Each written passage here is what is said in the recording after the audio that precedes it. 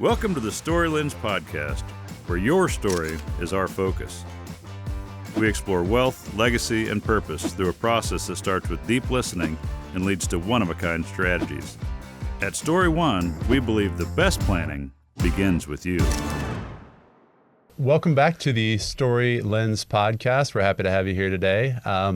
Quick thing before we get started, if you can take a minute and like this podcast or share it with a friend, that's super helpful to us and help gets our message out there. So as we jump in today, we have our friend Evan Lang with us. And our goal today is to dig into charitable giving. The families we work with, we are blessed to work with them, and they are deeply charitable. It's been a really fun part of our work. And we've partnered with Evan many times over the years.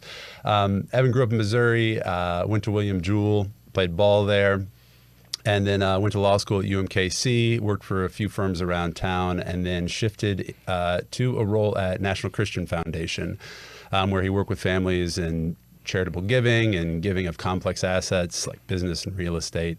Then NCF kind of switched over to Signatory. Evan spent a long time there, was president of the Midwest office. And just about a little less than a year ago, I think, Evan shifted over and is now doing consulting in the charitable space. So he has his own group called 5 Star Legacy, and works with families in kind of charitable design and thinking through charitable work. So really excited to talk to him today. Again, we love this topic. It's important to our families, and we look forward to getting into it. So, thanks for being here, Evan. So, today our focus is, there's a lot of things to think about on the charitable side, but we really want to start with the heart of the family, right? The reasons why. Why are they charitable? What is driving that for the family? What is their purpose? And so, Evan, as you have worked with families in this space and thinking about what gets them to the table, charitably, like what is the driver? What are some things you see, and how do you engage that with families? Yeah. Well, first off, Cameron, John, thanks for having me on the podcast. This is a lot of fun. Long-time listener, first-time caller. So thanks for that. You guys have done Now you got to tell your height and your weight. Oh, well, I can tell you my height, but the weight at the time of this podcast is not doing great. There you go. Talk to me in maybe April. It's January. It's time for New Year's resolutions. We'll get there. But you guys have done a great job in this charitable space and really take a unique approach as advisors to come along your clients to talk about charitable giving. And here's why I love charitable giving. It's fun. It really is. There was a guy 2,000 years ago when he said this. He said, "It's more blessed to give than it is to receive." Yeah. And I believe that's true. If you give, it is contagious and it's fun. Now, the why behind why people give can be different.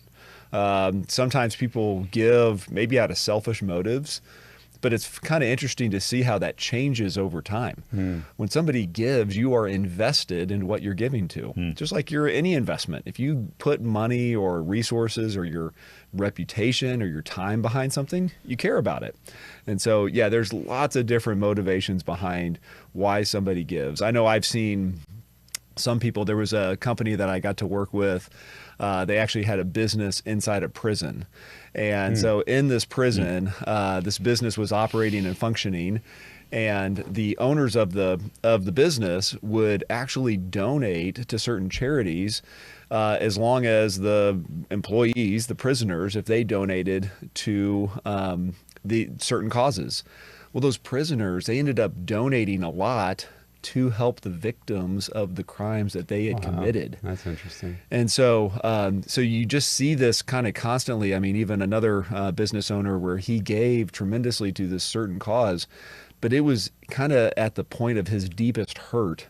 And that's what really kind of brought apart those passions. And you all see this in your work. Every person has hurts. Every person has issues and flaws.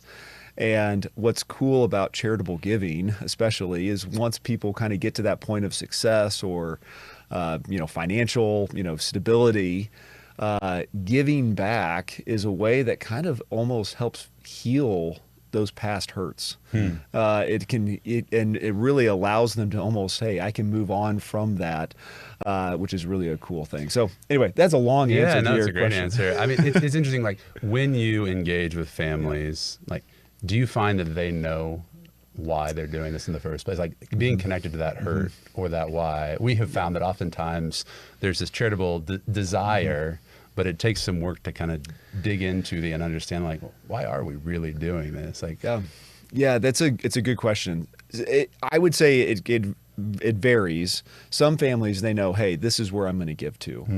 There's one family that I work with, extremely generous, and they have just said over and over, there are only two things that last in this world: the Word of God and man's souls. He goes, those are the two things that, and so 80-90% of their charitable giving, which is millions upon millions of dollars a year, go to primarily those two causes, the Word of God and evangelism or discipleship.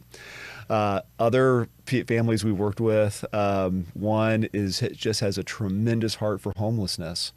And it took a while to actually get to that point, but was a business owner, was exposed to homelessness kind of around his factory, and just became friends with some homeless people and fell in love with them, and just fell in love with this community. And so again, 80-90% of his giving, which was a ton of money, and his time, went to those causes. And so, but you're right, sometimes people, especially if they're in business, business guys, you're head down to the grindstone, working every day, thinking about how do I make a buck? How do I keep a business running? When they get to a point of an exit, like, hey, I'm selling this company and now I have this liquidity, I have all these dollars, what am I going to do with it? And especially if they've done some charitable planning and some strategies, you guys have done this, where now maybe they have millions of dollars in a donor advised fund, where are you going to give that away? And yeah, sometimes that takes a little bit longer. And so the process that I like to talk with people is really get to, okay, what is your point of passion? So like, what do you really care about? If I gave you $1 million and said, hey, you can't give it to your friends, you can't give it to your family, you can't pay off debt, but you have to give it away, where are you going to give it to? And sometimes that will get people thinking a little bit.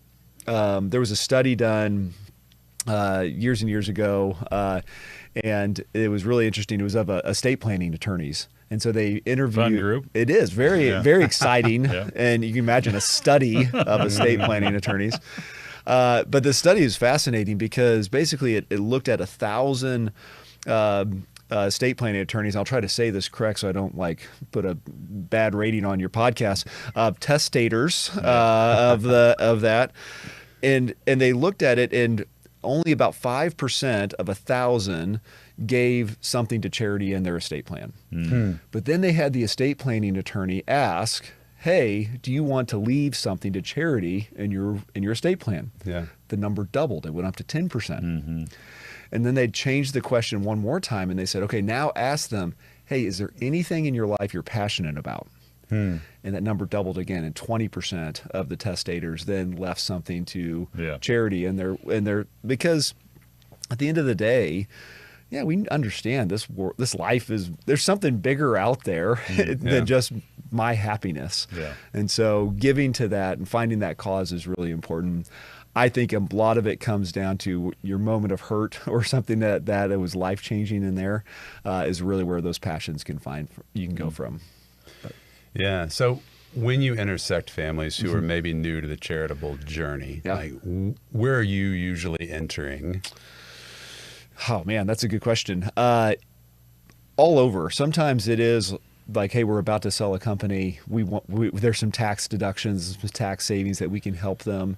Sometimes it's on the back half. Hey, we've had money in a donor advised fund, in a private foundation, and we don't know what to do with it. So really it can be kind of on the front end, it can be on the back end.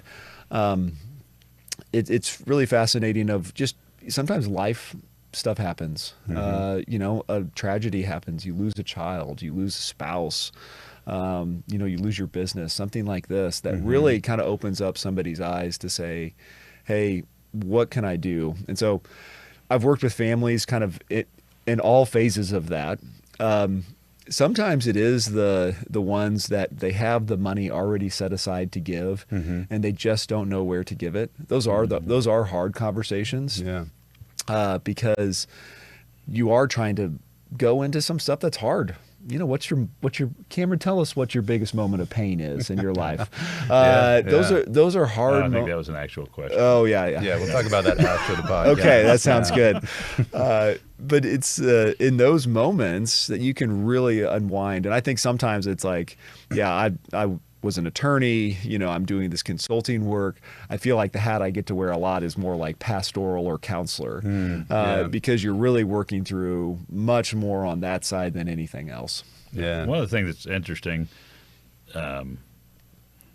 like as I think about kind of our professional path or our firm's path, it's interesting because, basically as a firm, we're kind of doing a little bit of a integration of a lot of charitable planning, which is it's a little bit different lens on what we have been doing.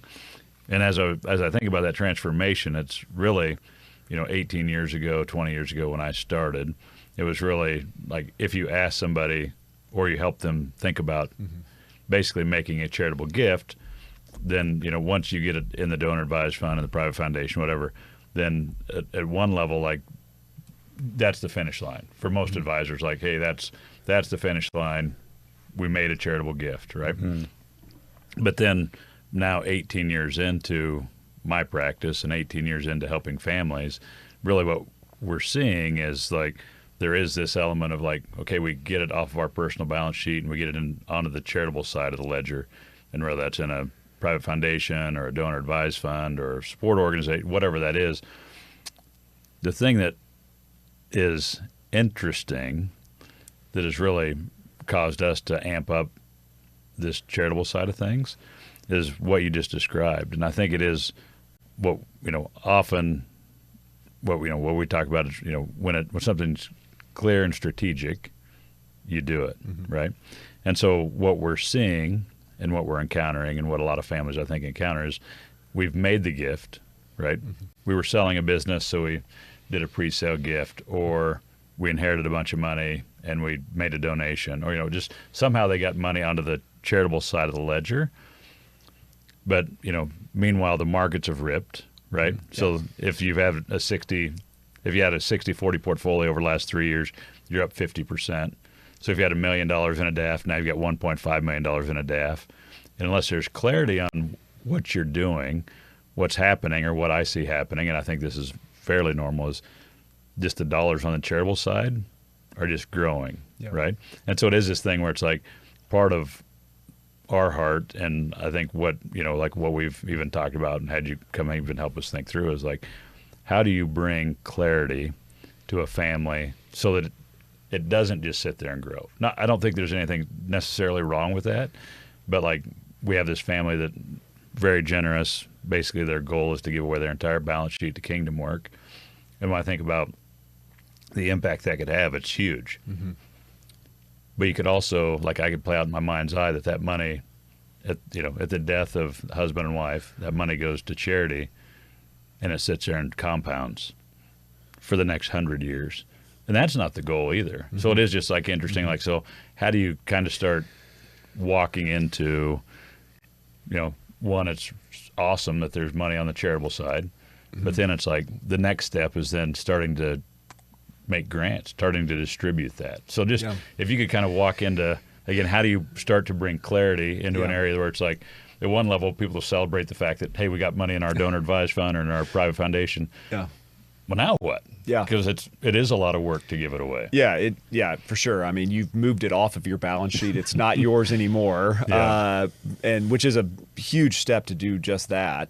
But to get them thinking, what is that next? How do we deploy it? How do we deploy it efficiently? Right. There was a donor that we had worked with, sold a company. They had tens of millions of dollars in a donor advised fund, started making anonymous grants to all these organizations, which is awesome. You're like, oh, this is great. But I mean, to like $500,000, $1 million anonymous grant.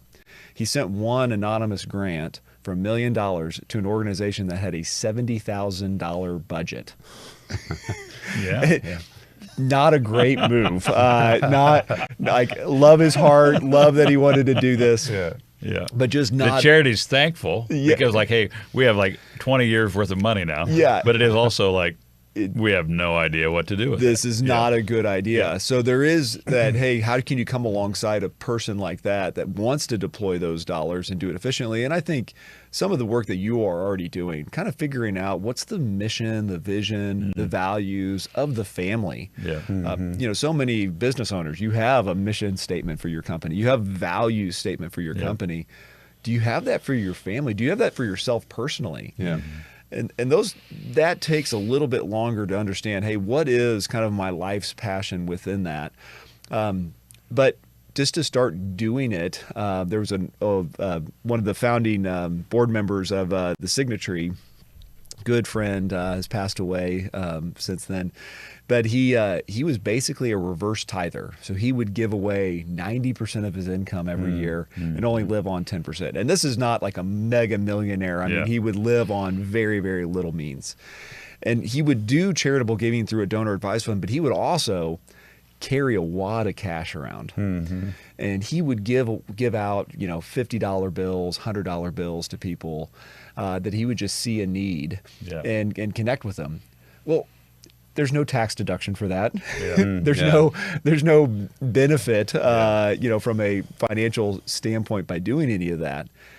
But for him, it helped him really shape what he's passionate about and the people that he really cared for. And I think sometimes that is also part of it. Like, you hear about the stories of somebody taking a mission trip, going to a third world country, going outside of your comfort zone, being exposed to new things.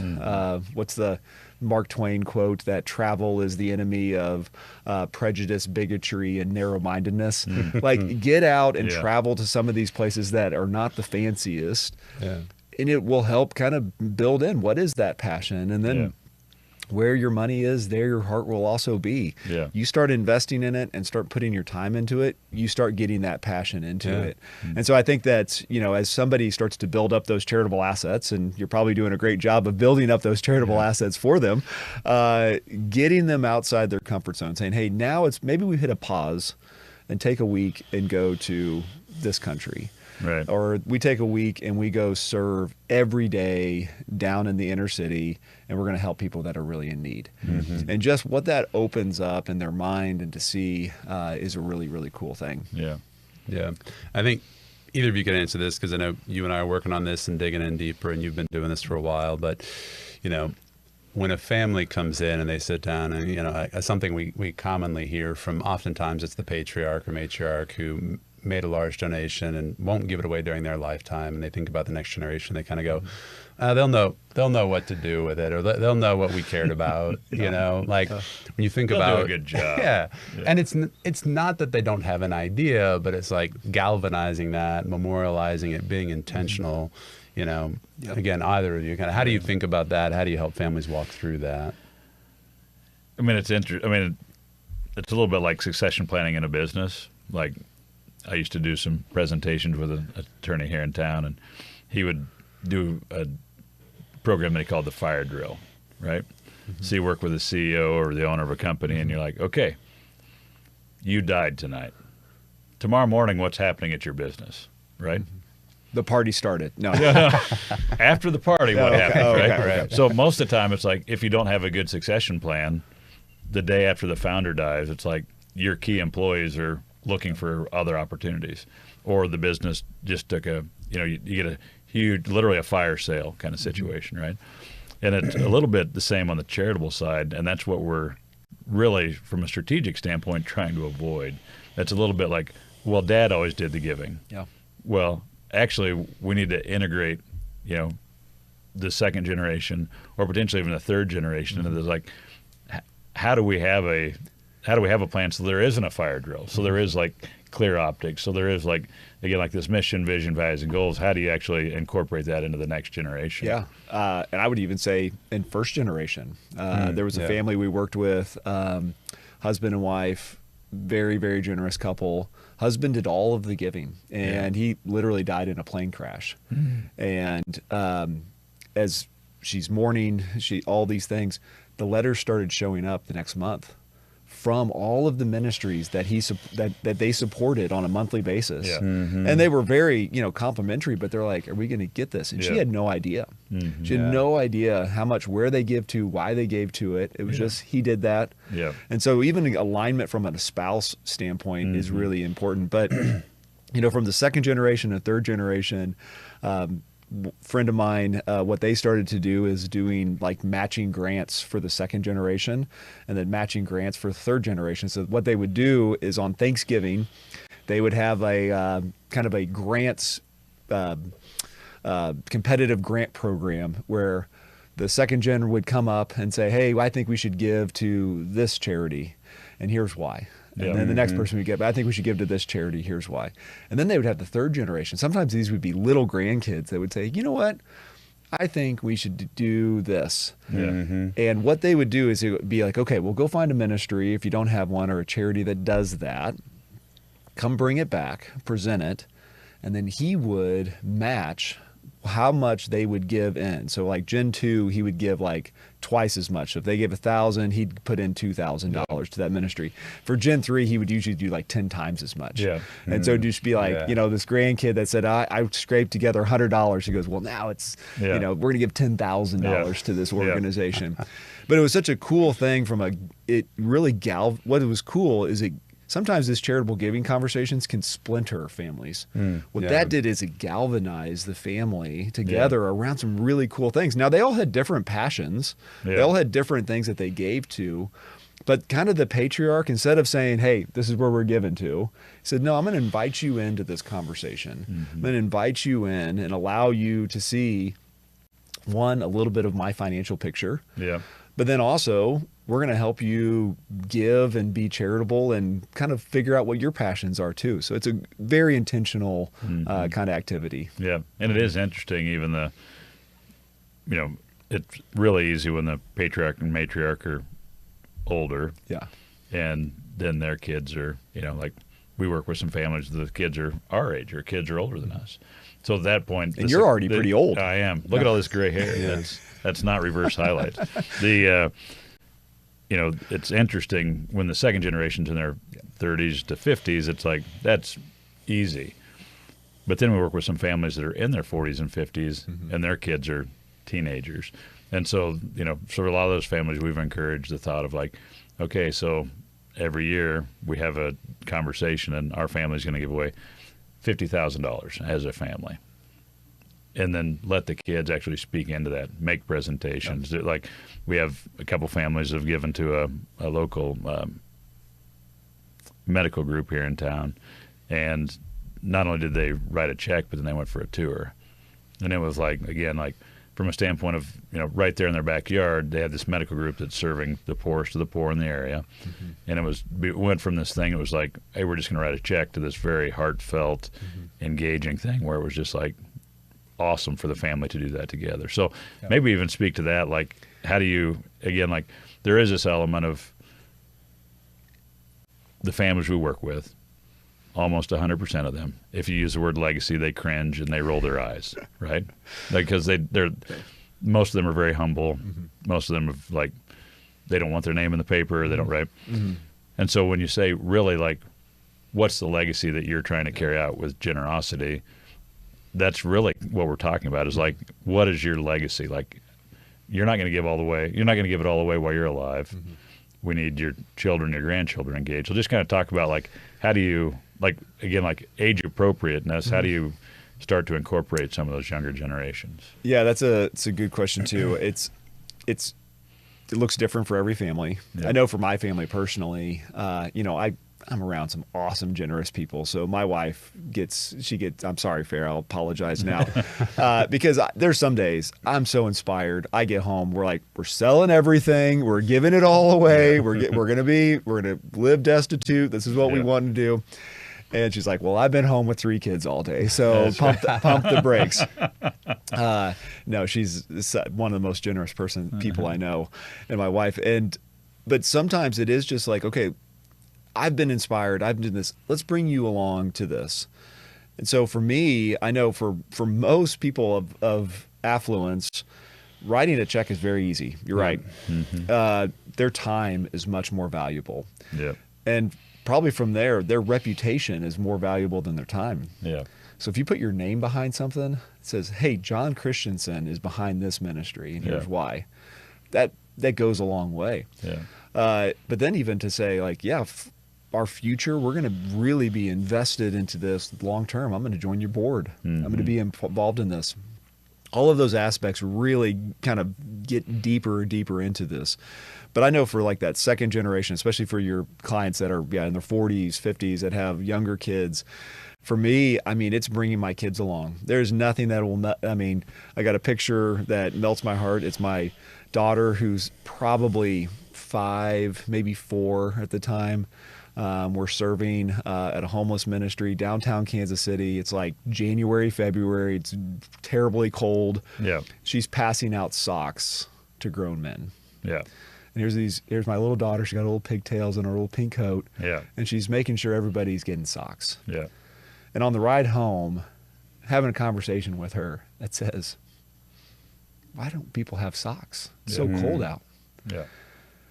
Well, that little 5-year-old's heart has now been shaped for eternity, because I can tell you just about every time, and my son especially, every time he prays, he always prays for the homeless. Yeah. Because that just shaped his heart such at an early age. Now, again, we're not the mega donors to that ministry. We're not the, everyday time serving.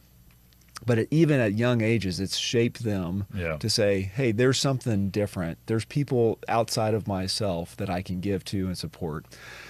So I think those are just those little things that you can do. But you're right, John. I mean, involving your kids, even little kids, in giving decisions, it's really important. Oh, yeah. It doesn't feel right. I mean, I grew up, hey, my mom and dad, they put an envelope in an offering plate. Yeah. I didn't know what was in it. Yeah. I didn't know how much it was. Don't talk about that. Yeah. Hey, like that's, don't let the left hand know what the right hand's doing. Like, Yeah. you're not supposed to know that. I think inviting your family into those conversations is so beautiful. It might feel a little awkward. And I'm not saying, hey, do the whole thing right at once, but I mean, around the holidays, around sometime to say, kids, we're going to give away a number that's really big. Yeah. $10,000. Yeah. you know, which could be, that's a lot of money for a 7-year-old. Yeah. You're going to help us give it away. Okay. Like that's pretty cool and pretty impactful. So I want to shift a little bit to process and thinking, like these heartfelt stories. I think, your story about coming home and being inspired, like we've all had those moments where we're like, oh, I have this zeal, this passion. 6 days later, you're kind of back at work. Life is normal. You kind of forget about it, right? And so, how do you, it's what we've been thinking about is like build processes around saying, how do we do more than just have a singular conversation that says, hey, here's our core values and we're moving on, but really to kind of build something that is sustainable, lasting, for the family. Like, what does that look like? How do you think about it from a process standpoint? What's kind of a foothold for families who might be asking the question, like, I love this conversation, but where do I even go with it? You can't. No. And I say that because I know myself. Yeah. I mean, my life is a roller coaster. Like it is. I'm highs, I'm lows. I try to stay on the highs, but I can't do that. Yeah. That is why you need an advisor. That's why you have to have a trusted person that is that process person to say, hey, John, I know you're really excited about this, but let's pull you back a little bit. Yeah. Or, hey, maybe let's just redirect this fire so it's not just burning down the whole house. It's actually just in the fireplace where it should be. And I think that's where, again, putting trusted people in place.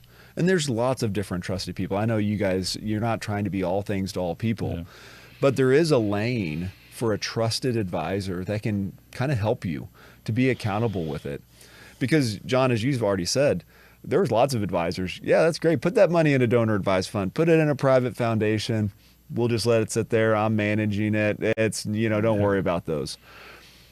But taking it to a different level to say, no, let's help you deploy those dollars. Yeah. Let's help you figure out how to give those dollars away. And then when you're on the high and you're like, let's give $50 million to Aunt Betty's, ministry. Like, well, okay, hold on. Like, maybe this is to have that conversation is really important. So, so I say that facetiously. Like, I think it's true. I think for certain personalities, it's really hard to say, process. I got the mission and vision values and I stick it on the wall and I don't do that. Yep. But somebody that can help them put it in front of them, got a constant, consistent pace, keep them, a little bit of accountability in there is really, really helpful. I think it's really important. Yeah. And John, the other interesting thing is what we're seeing. I mean, what we see a lot, and some of this is maybe just the type of people that we work with, but often it's the small ministry or the small nonprofit that has a big impact, right? But they're also the types of groups that, to your example, $70,000 annual budget and they get $1 million gift, like that they don't have an investment account to put that in. They don't know whether that's just like this misplaced thing, right? So it is interesting. Like a lot of times, the families we work with, like they have a real heart for their local church, or they have a real heart for their local, fill in the blank. But it's also those small ministries or those small nonprofits, quite frankly, can't accept large gifts. Technically, they can accept large gifts, but it's a good stewardship. So there is this element of like, sometimes it's the rich get richer because there are the big nonprofits that you can write a check for $10 million to the Salvation Army. And the Salvation Army does great work. But if you wrote that same $10 million check to your $70,000, it's not going to, it's actually probably problematic for them. So it is interesting, like this thing is, again, of like systemizing it. How are you actually even responsive to the Spirit and like the things that you want to do while being a good steward? I mean, because there's on the profit side, there's the stewardship of managing the assets that are in your charitable entity. Like that's one element of stewardship. But then there's a second element of stewardship that is like making wise grants. Yeah. Right. So really finding good ministry partners or good nonprofits. So it is interesting, like the combination of those things, it's why money builds up in the nonprofit. Yeah. It's why money builds up in the DAF or in the private foundation, because all of a sudden it's like, well, we got it in there. Now to go give it, like if we hate homelessness in Kansas City, there's 25 different nonprofits that work with homelessness in Kansas City or whatever that number is. Well, now we need to narrow that down to 2 that we're going to support. Yeah. Right. So all of a sudden it's just another hurdle from actually deploying the funds. Yeah. So. Well, I think we've talked about this idea, like if things are strategic, things are clear, then you can move forward. But when they're not, and oftentimes they're close, but they're not really there. Yep. And then it just kind of falters, right? Yeah. It's hard to move forward if you don't have those things. And so, delay, whatever it might be.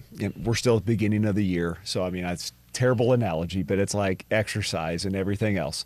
If I said, I'm going to go give you human growth hormone or something like that, and I give it to a bodybuilder, man, they're going to kill it. They're going to get even bigger and stronger and everything else. If I give this to the person that's sitting on the couch and never going to the gym, it ain't going to do that good. It's probably going to be really bad for them. Bad for both of them.